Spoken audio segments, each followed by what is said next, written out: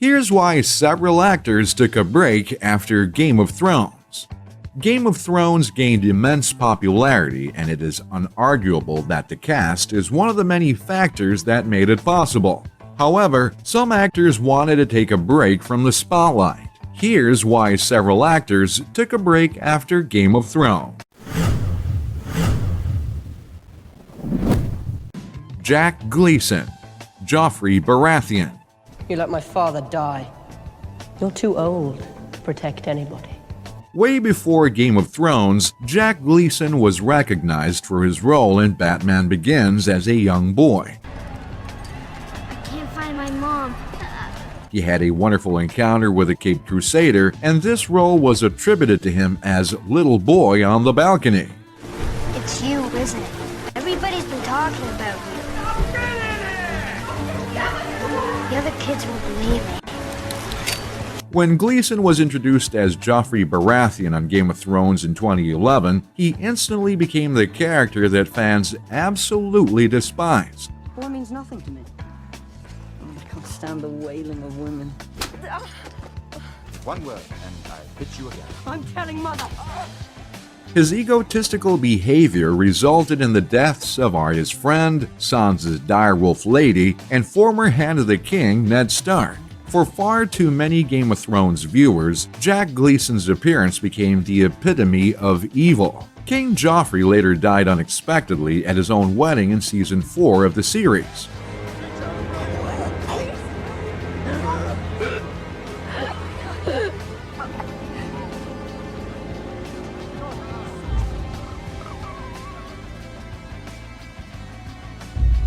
Well, it seemed that Jack Gleeson himself was relieved to be done with that part, after parting ways with Game of Thrones.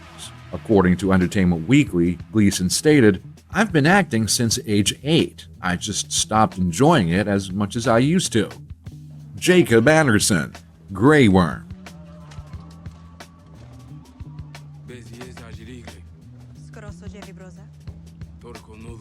Before obtaining the role of Grey Worm, Jacob Anderson rose to notoriety with frequent performances on Broadchurch and episodes. His character demonstrates a great loyalty to Daenerys Targaryen for releasing him and all of his brethren.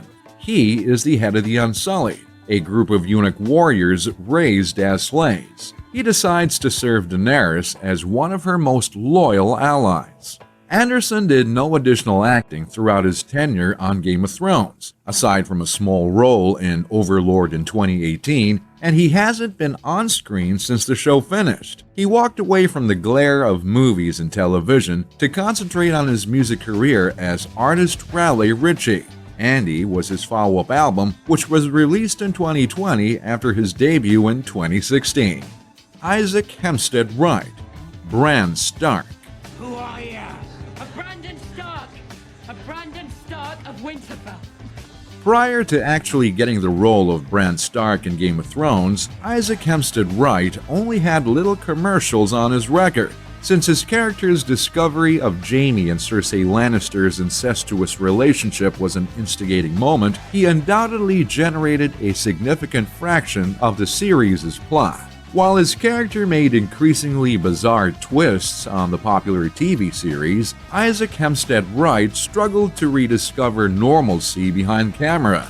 Game of Thrones nearly wrecked his college life, as he informed Esquire UK. "My address got published. I couldn't walk out of my halls without having to take a selfie. Eventually, I got assigned a campus police officer." He dropped out and later transferred to University College London to pursue a degree in neuroscience. He ended up taking a hiatus from acting to concentrate on his education until April 2021, when he appeared in a brief role in the Netflix film Voyagers. Carrie Ingram, Shireen Baratheon.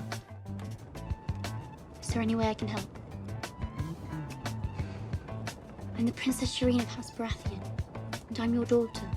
Shireen Baratheon is addressed cruelly by her father as he seeks the Iron Throne following the demise of his brother. Her mother, who detests her for being partially deformed by an illness known as grayscale, doesn't really give her any more comfort. Shireen was played by Carrie Ingram, an English actress who, in contrary to her on-screen counterpart, has been living well.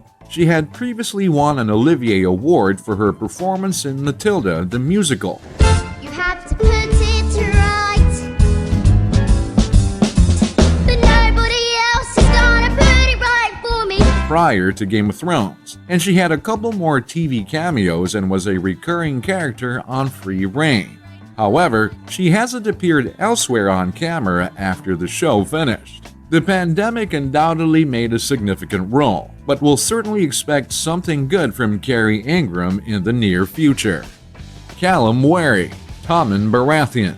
During the Battle of Blackwater, Wary portrayed the young Tommen who was seen entering Winterfell and trembling with his mother Cersei.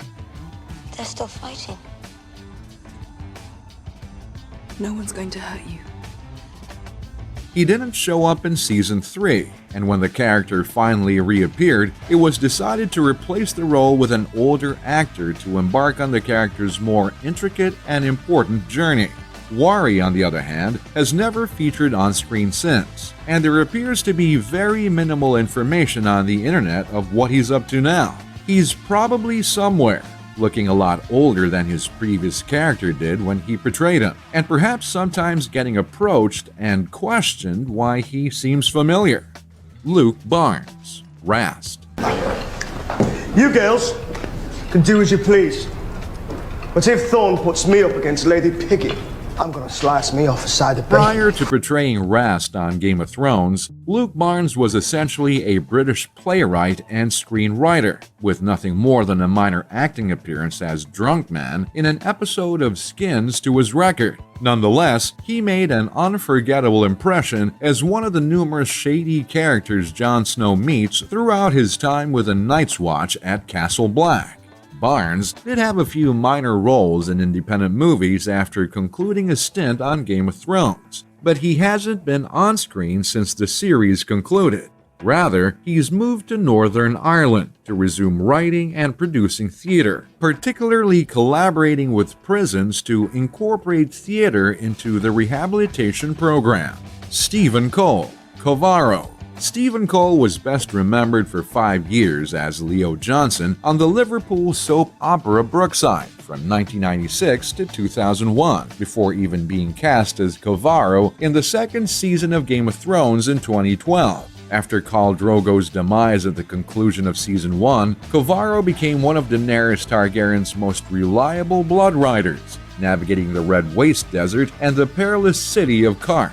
Sadly, after taking a significant role in that narrative in Season 2, Covaro is never seen again for unknown circumstances.